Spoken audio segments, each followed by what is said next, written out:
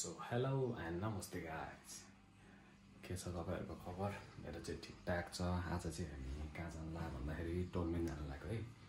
टोलमिन चाहिँ किन जान लागेको भन्दाखेरि हामी यता बस्थ्यौँ, हामी क्रान्च एरियामा बस्थ्यौँ नि त। अब क्रान्चबाट हामीलाई ट्रान्सफर गरेर टोलमिन एरियामा ट्रान्सफर गरेको छ हामी 3 जना 4 जनालाई। सो हाम्रो काम पर्सिबाट स्टार्ट हुन्छ, त्यसैको लागि हामी चाहिँ आज टोलमिन जाँदैछौँ र तपाईहरुलाई देखाउँला बाटोमा कस्तो कस्तो के हुन्छ सबै चीजहरु देखाउँदै गरौँला। र गाइज यो चाहिँ हाम्रो रुम हो है। यो चाहिँ मेरो बेड चाहिँ अलिकति बिग्रेकै छ अब यस्तै केटाको हैन। यता फ्रिज भइहाल्यो, यता ड्रवर भइहाल्यो, यता चाहिँ हाम्रो प्रकाश दाइको भइहाल्यो। दाइको चाहिँ टक्क लाएर चिटिक्क बनाएर राख्नु भएछ हैन। मेरो जस्तो ल्याङफेङ छैन दाइको। यो दाइको ड्रवर भइहाल्यो। अब यता यो मेरो ब्याग छ। अब हामी चाहिँ जान आँटेको टोलमिनतिर है त गाइस। ल भेटौँला। नमस्ते गाइस, हामीलाई चाहिँ निम्रतले सहरबाट उठाएर कहाँतिरको गाउँमा ल्याएर खेलिदिएको छ। हेर्नु होला, यो चाहिँ हाम्रो गाउँ हो गाइजहरु। यो गाउँमा एउटा तरुनी पनि देखिन्छ जस्तो लाग्छ। हामी चाहिँ अहिले आइपुगेका छौँ। कहाँ हो यो टोलमिन भन्ने एरियातिर।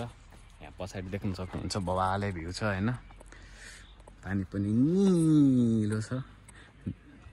उता बोट आउँदैछ। टक्क यहाँ बोटिङ गर्न चिल हान्ने ठाउँ छ हैन गाइस।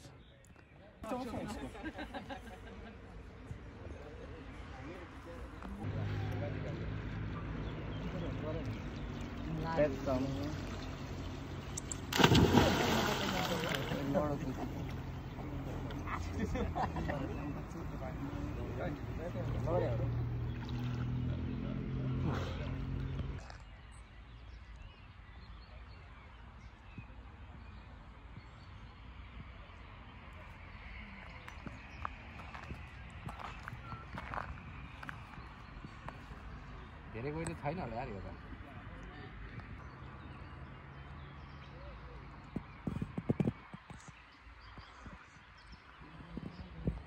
हाम्रो नयाँ हेलो गाइस, यो चाहिँ हाम्रो नयाँ घर हैन, पुरा युरोप स्टाइलमा। यहाँ देख्न सक्नुहुन्छ यो चाहिँ मेरो रुम, मेरो बेड।